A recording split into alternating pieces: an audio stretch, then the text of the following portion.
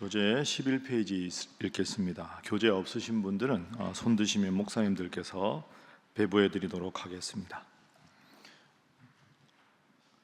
11페이지입니다. 2장은 1장에 이어서 계보와 족보를 이어갑니다. 먼저 야곱의 아들 12명의 이름을 먼저 소개하고 네 번째 아들인 유다 지파의 자손들을 나열합니다. 다윗 왕을 배출한 가문인 헤스론의 아들들을 먼저 기술하여 이스라엘 왕가에 대한 예우를 표합니다. 오늘도 어제처럼 어려운 이 인명을 읽으느라고 수고를 많이 하셨습니다. 역대기 1장, 2장 그리고 내일도 마찬가지고요. 계속 앞부분에는 사람 이름이 족보로 쭉 나옵니다. 자, 왜 이런 게 계속 나오느냐? 구약 성경 앞부분에 이미 나왔는데 이제 이게 궁금한데 오늘은 역대기라는 책이 어떤 책인가 잠깐 생각을 해보겠습니다. 구약 성경을 보면 역사를 다루는 책들이 많습니다.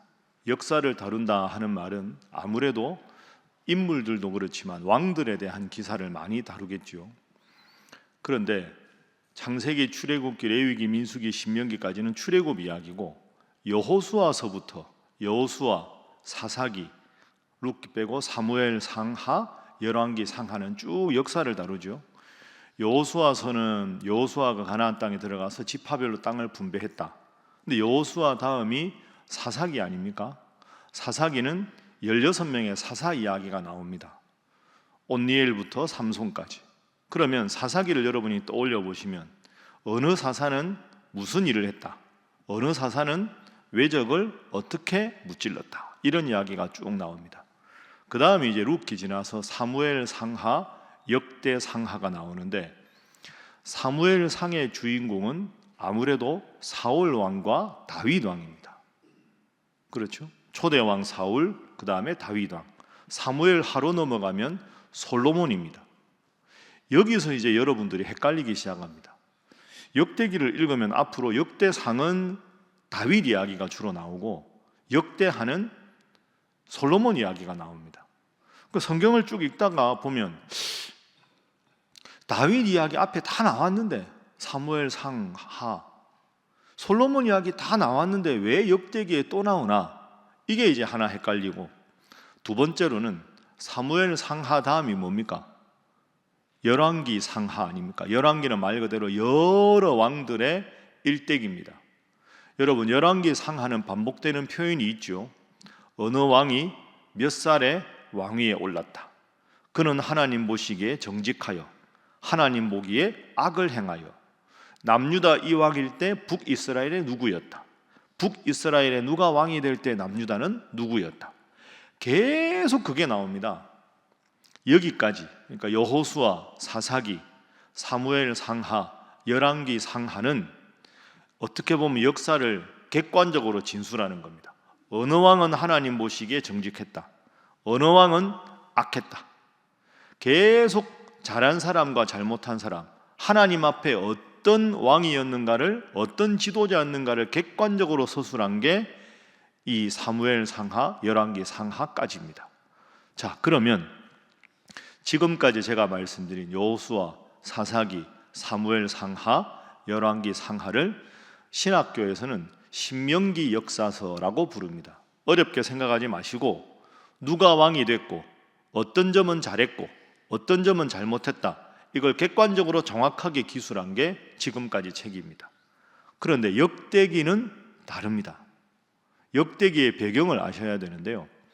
자, 우리가 역대기 앞에 하기 전에 지난달까지 뭐 읽었습니까? 맨 마지막에 말라기 읽었죠. 학개, 스가랴, 말라기 읽었습니다. 기억나시죠? 이 책들의 공통점이 뭐였느냐 하면 포로에서 돌아와서 쓰여진 성경책이었다, 이렇게 말씀을 드렸습니다. 자, 이스라엘이 한 나라로 쭉 내려오다가 북이스라엘이 멸망을 당하고 남유다가 기원전 586년에 바벨론에게 멸망을 당했습니다. 멸망을 당하고 포로로 잡혀갔지요. 그런데 이 바벨론 제국이 어느 제국한테 망합니까? 바사 제국한테 망합니다. 그런데 바사 왕 고레스는 야, 식민지에 너희 남유다 백성들 돌아가고 싶으면 예루살렘 다 돌아가도 좋다. 대신에 내가 총독을 파견할 테니 총독 말 잘 듣고 세금 꼬박꼬박 바쳐라. 그래서 돌아옵니다. 그래서 포로로 잡혀갔다가 돌아왔다. 이걸 포로 귀환이라고 하죠. 포로로 귀환해서 맨 먼저 해야 될 일이 하나님 앞에 예배당을 건축하자. 말라기, 그다음 학계, 스가랴는 새로운 나라가 되기 위해서 말씀 중심으로 제사를 회복하고 살아가자. 학계, 스가랴, 말라기가 포로로 돌아와서 새 나라를 만들기 위해서 하나님께서 주신 말씀이다. 이렇게 정리를 했었습니다. 역대기가 문서로 기록된 게 바로 포로로 돌아와서입니다. 자, 여러분 어렵게 생각하지 말고 생각을 해보십시오. 포로로 돌아와서 남유다의 예루살렘에 딱 왔는데 나라가 황폐하지 않습니까? 예배도 안 되고 제사도 안 되고 성전도 안 지어지고 농토를 개간하자니 70년간 버려진 땅에 기가 막히고 집을 새로 짓자니 이것도 쉽지 않고 도로도 없고 시장도 없고 온통 나라가 엉망입니다. 그러니까 고향으로 돌아와서 마음은 기쁜데 온통 엉망인데 이유가 뭡니까? 하나님 안 섬기고 우상 섬겨서 우리나라가 이 꼴이 되어버렸다. 그러면 여기서 역대기가 필요한 겁니다. 그러면 우리가 새 나라를 만들려면 우리의 역대 여러 지도자 중에서 가장 하나님을 잘 섬기고 하나님 잘 섬겨서 강력하고 부강한 나라가 되었을 때가 언제일까요? 다윗 솔로몬 시대 아닙니까? 이스라엘 역사상 가장 위대했던 왕, 그리고 가장 영토가 넓었던 왕. 다윗 솔로몬이 기원전 10세기 정도 되거든요. 그때는 하나님 보시기에도 복받았고 나라 영토도 제일 넓었고 그리고 가장 풍요롭게 살았던 시대. 그러니까 역대기는 지금까지 이스라엘 역사를 돌아보면서 하나님을 잘 섬겨서 나라가 잘 됐던 가장 좋은 모델, 그 모델을 다윗과 솔로몬으로 상정하고 다윗과 솔로몬을 중심으로 역사를 새롭게 쓰는 겁니다. 그럼 여러분, 다윗도 잘못한 게 있고 솔로몬도 잘못한 게 있을 거 아닙니까? 그런데 그걸 굳이 다시 들춰서 다윗은 이런 점을 잘못했다, 솔로몬은 이런 점을 잘못했다, 그렇게 시시비비를 가리자는 게 아니라 잘못한 것도 있지만 잘한 것, 하나님 잘 섬겨서 복받은 것, 그래서 우리가 거울 삼아서 이 나라를 다시 하나님 나라로 만들기 위해서 훌륭했던 점을 집중적으로 본받자, 이렇게 쓴 것이 역대상, 역대하입니다. 그걸 하기 위해서는 다윗이 어떤 인물이었는가를 보여주기 위해서 앞에 다윗까지의 쭉 족보가 나오는 겁니다. 그래서 오늘 족보는 다윗 왕에 이르기까지의 족보가 나오는 겁니다. 자, 내일 읽을 3장 보십시오. 3장 1절, 다윗이 헤브론에서 낳은 아들들. 다윗 왕의 족보가 맨 먼저 나오는 이유가 여기 있는 겁니다. 자, 이렇게 정리하고 오늘 말씀을 보겠습니다. 2장 1절, 2장 1절 2절 함께 읽어봅니다. 시작. 이스라엘의 아들은 이러하니 르우벤과 시므온과 레위와 유다와 이사갈과 스불론과 단과 요셉과 베냐민과 납달리와 갓과 아셀이더라. 아멘. 이스라엘이 누굽니까? 야곱이지요. 야곱의 12아들이 12지파가 된 거 아닙니까? 제가 하나 여쭤보겠습니다. 그러면 역대상의 주인공이 초점이 다윗이라고 했는데 다윗이 어느 지파 사람입니까? 유다 지파입니다. 그 야곱의 12아들 중에 첫째 아들 이름이 뭡니까? 첫째 아들 르우벤이죠. 그러면 1절 2절에 르우벤, 시몬, 레위, 유다, 단, 납달리 쭉 12명이면 우리 상식으로 3절에는 르우벤의 아들들은 이러하니 큰아들부터 이야기해야 될 거 아닙니까? 그런데 3절 보십시오. 맨 먼저 누가 나옵니까? 유다가 나옵니다. 왜 그럴까요? 다윗이 유다 족속이거든요. 그러니까 다윗을 중심으로 다윗 이전의 족보를 쭉 쓰다 보니 이스라엘에 12아들이 있었는데 그 중에 유다 자손이 있었다. 그 유다 자손의 혈통을 통해서 다윗이 태어났다. 이 이야기를 하는 것이 2장입니다. 자, 그래서 2장 3절에 유다 지파가 나오고 유다 지파의 아들들이 쭉 나오죠. 에르와 오난과 쭉 이렇게 나오고 2장 9절 보십시오. 2장 9절 말씀에 보면 헤스론이 낳은 아들들 이렇게 나옵니다. 그러면 다윗은 유다의 후손들 중에서 헤스론의 후손이기 때문에 9절에 헤스론이라는 이름이 나옵니다. 자, 10절, 11절 쭉 넘어가면 11절에 조금 익숙한 이름이 나오죠. 11절에 누가 나옵니까? 보아스 들어봤죠? 예, 보아스 다음에 12절 보아스 아들 누굽니까? 오벳. 오벳이 다윗 할아버지 아닙니까? 오벳은 누구를 낳고?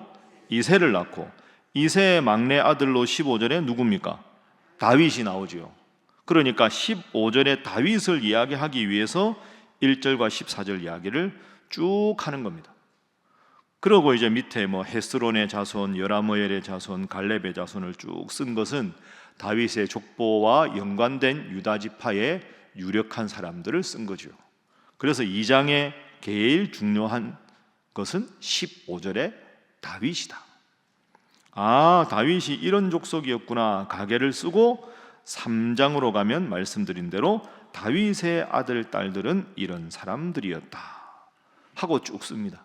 근데 다윗만 쓰고 유다 지파만 쓰면 너무 집중되는 느낌이 있으니까 4장부터 넘어가면 다른 자손도 유력한 족보를 쭉 이렇게 기록하고, 그게 끝난 다음에 본격적으로 다윗 왕에 대한 이야기가 거론되는 것이 역대상의 이야기다. 그래서 정리하면 역대기는 역사를 가장 위대한 인물을 본받게 하기 위한 의도로 쓰여졌다. 역사상 가장 위대한 인물 다윗과 솔로몬을 중심으로 역사를 기록한 것이 역대기다. 이렇게 기억을 하시면 되겠습니다. 첫 번째 기도 제목입니다. 첫 번째 기도 제목은 성경을 바로 알고 바로 믿게 하소서 하는 것입니다. 성경을 바로 알고 바로 믿게 하소서. 제가 방금 설명드린 이 내용은 역대기에 수없이 반복이 됩니다. 여러분이 읽어보다 보면 아, 정말로 그렇구나 라고 느낄 겁니다. 그런데 제가 지금까지 여러분에게 간단하게 설명드린 맥을 놓치면 어떤 결과가 생기느냐, 이 성경이 뭔 책이 이러냐, 이거 앞에 다 나온 거 또 나오고, 앞에 다윗 잘못한 거 나오는데 여기는 슬며시 숨기고, 성경이 뭐 엉터리다, 성경이 이상한 책이다, 성경은 치부를 가리는 책이다, 엉뚱하게 잘못된 그런 결론을 내리게 됩니다. 가끔 보면 여러분이 그렇다는 게 아니라 열심히 있는 평신도들 중에 성경을 전체적으로 바라보는 안목을 가지지 못하고 몇몇 구절에만 집중하고 부각시키다가 보면 성경을 전혀 엉뚱하게 해석하는 경우가 있습니다. 운동은 매일 하는 거죠. 조금씩 매일 운동하다 보면 나도 모르게 체력이 좋아져서 힘을 써도 몸살 안 나고 건강하게 지냅니다. 성경도 마찬가지입니다. 매일 하루에 한 장씩, 그리고 목회자들의 인도를 따라 바르고 정확하게 읽어야 여러분의 신앙이 바로 자랄 수가 있습니다. 앞으로도 새벽기도회를 통해서 우리가 늘 강조하는 대로 말씀을 바로 알고 바로 믿는 성숙한 성도들 되시기를 주님 이름으로 축복합니다. 두 번째 기도 제목입니다. 두 번째 기도 제목은 내가 하나님과 교회 앞에 어떻게 기억될까를 생각하게 하소서 하는 것입니다. 내가 하나님과 교회 앞에 어떻게 기억될까를 생각하게 하소서. 어떻게 보면 이 두 번째 기도 제목이 역대기 상하를 쓴 역대기 저자가 오늘 우리에게 요구하는 가장 중요한 관심입니다. 이런 관심 아닙니까? 여러분, 역대기를 읽는 여러분, 이스라엘 역사에 그렇게 수많은 야곱의 12아들이 있었고, 그 수많은 제왕들이 있었고, 수많은 인물들이 있었지만 다 그 사람들은 그냥 언제 태어나서 언제 죽었다, 성경에 이름만 기록되어 있습니다. 그런데 다윗과 솔로몬 보십시오. 실수도 했지요. 다윗도 실수하고 솔로몬도 실수하고. 그러나 전 생애를 보면 다윗과 솔로몬은 하나님 중심으로 살아가려고 가장 애썼던 사람들입니다. 그러니 역사의 길이 빛나는 이름으로 앞에 사무엘 상하, 열왕기 상하에 나왔지만 다시 역대기에서 이 다윗과 솔로몬 이야기를 주목하고 있습니다. 여러분, 성경에도 가만히 보십시오. 다윗 같은 인물도 있고 솔로몬 같은 인물도 있고 에녹 같은 인물도 있고 믿음의 조상 아브라함 같은 사람도 있고. 그런데 그런 사람만 있는 게 아니지요. 가룟 유다 같은 사람, 차라리 태어나지 않았으면 좋았을 것을. 그 바울 곁에서 훌륭한 신실하게 믿음 생활하다가 세상이 좋아서 떠난 데마 같은 사람도 있고, 예수님 당시에 총독이었다가 자신이 출세하기 위해서 재판관들의 양심을 헌신장처럼 내다버린 빌라도 같은 사람도 있고, 가장 종교적으로 권력자였지만 예수님을 십자가에 못 박도록 배후에서 가장 압력을 넣었던 안나스와 가야바, 장인과 사위 사이인데 그 대단한 권력이 무슨 의미가 있습니까? 내가 지금 어떤 지위에 있느냐가 중요한 게 아니라 하나님 중심으로 바른 삶을 살았느냐가 역사에 기록되는 겁니다. 우리 신일교회 역사에, 여러분의 가문에 하나님 앞에서 나는 어떤 존재로 기억될 것인가? 평생 하나님 잘 믿고 늘 깨어서 말씀 붙잡고 기도하던 분이었다. 이 평가보다 더 훌륭한 평가가 어디 있겠습니까? 앞으로도 쭉 역대기 말씀을 읽으면서 하나님께서 여러분을 기억하시되 좋은 믿음의 삶으로 기억되어서 여러분 때문에 여러분의 자자손손이 잘 되는 위대한 믿음의 사람 되시기를 주님 이름으로 축복합니다. 기도하겠습니다. 하나님, 이제 역대기 말씀을 어제부터 읽었습니다. 말씀의 깊은 의미를, 왜 이 말씀에 이런 내용이 있는가를 바로 알고 바로 믿게 하여 주시고, 말씀을 거울 삼아 늘 스스로를 돌아보게 하여 주시옵소서. 그리하여 하나님과 교회 앞에 부끄럽지 않은 칭찬받는 신앙인으로 살아가게 하여 주옵소서. 기도하시고, 특별히 오늘 대선이 있습니다. 다 투표하시고 하나님, 대선의 모든 투표 과정과 개표 과정과 이후의 모든 혼란 사라지게 하시고, 국론이 이제는 수습되고 하나님 보시기에 성숙하고 하나님께서 복 주시고 하나님께서 함께 하시는 이 나라 대한민국 되도록 주여 역사하여 주옵소서.